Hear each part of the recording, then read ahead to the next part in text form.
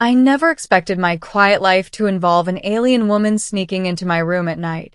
And I certainly didn't expect her to say those words, soft, curious, and laced with an innocence that somehow made the moment even more surreal.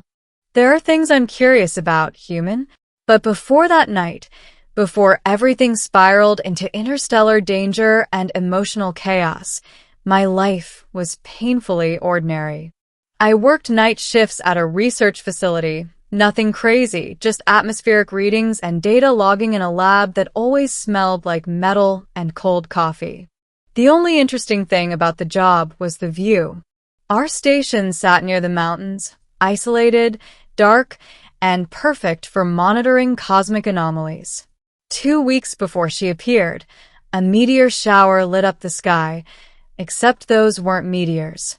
They moved too smoothly, too coordinated, too intelligently. One streak of light broke formation and plummeted toward the forest behind the facility. The impact shook the ground hard enough to set off half the alarms inside the building. Everyone panicked. Everyone except me.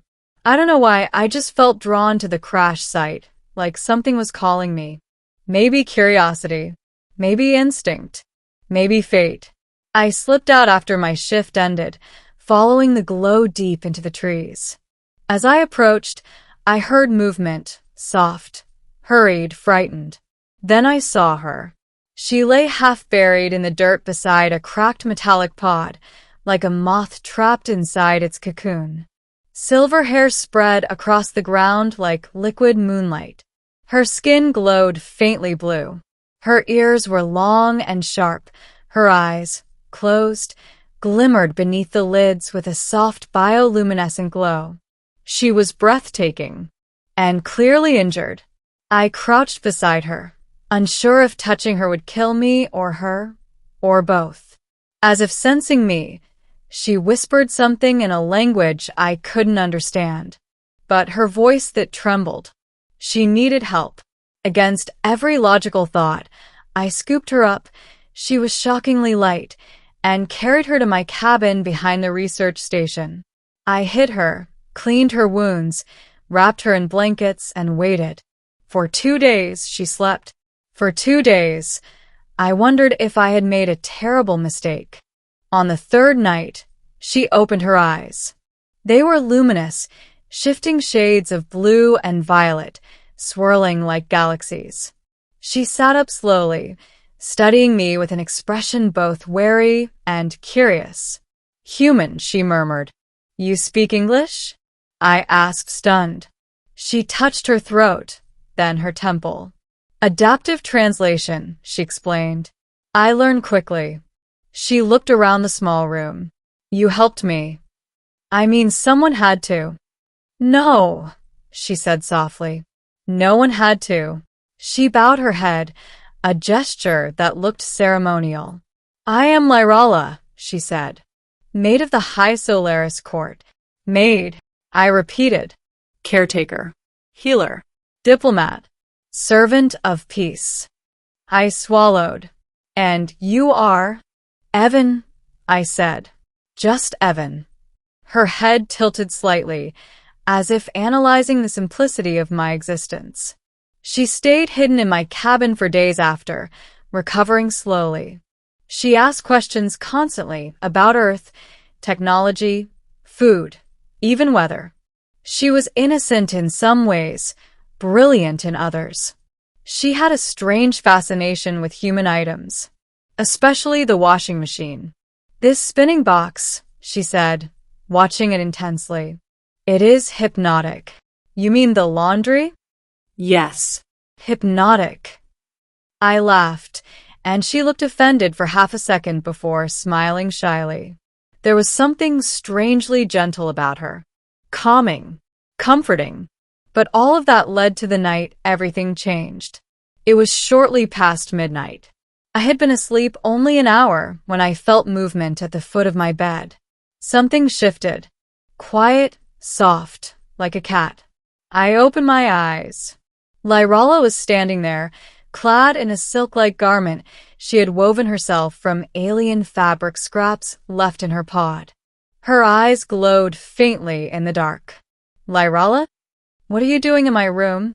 She stepped closer, hands folded in front of her. There are things I am curious about, human, she whispered. My pulse spiked. What kind of things? She looked at the bed, then at me, then back at the bed. Your customs of nightly rest. I wish to understand them. You want to watch me sleep? No, she said. I want to join you. My breath caught. Lyrala. No danger, she added quickly. On my world, shared rest signifies trust. I want to learn this human form of closeness. She watched me with innocent expectation. Heart pounding, I nodded slowly. Oh, okay. But just sleep, right? She blinked. Yes. Sleep. She climbed into the bed, settling beside me with surprising grace. Her skin was cool, almost refreshing, and she curled up just close enough to feel her warmth. This is pleasant, she whispered. I agreed silently, staring at the ceiling, trying not to lose my mind. But the moment of peace didn't last. A loud boom rattled the windows. Then another. Then a third closer. Lyrala bolted upright. No, she breathed, terrified. They found me. Who? The hunters. She grabbed my wrist. We must run. Before I could grab anything, a piercing beam of golden light sliced through the trees outside. A massive shadow passed over the roof. Evan, Lyrala whispered urgently. They will kill you because you helped me. We must go. She pulled me outside into the freezing night. A ship descended, sleek, angular, glowing with predatory energy. 3 armored figures stepped out, speaking in a harsh language. Lyrala's face tightened. They are royal enforcers, she said. They hunt deserters. You deserted? I fled my station, she said quietly, because I learned a secret they wished to hide. What secret? She stared at me with a sadness so deep it felt ancient. My people are dying. Before I could ask more, the hunters spotted us. There, one of them roared. A beam shot toward us. Lyrala slammed into me, knocking us behind a fallen log. They want the information I carry, she hissed. I cannot let them take me. What do we do? She lifted her palm. Energy pulsed from her skin, forming a shimmering shield. We run. And we did.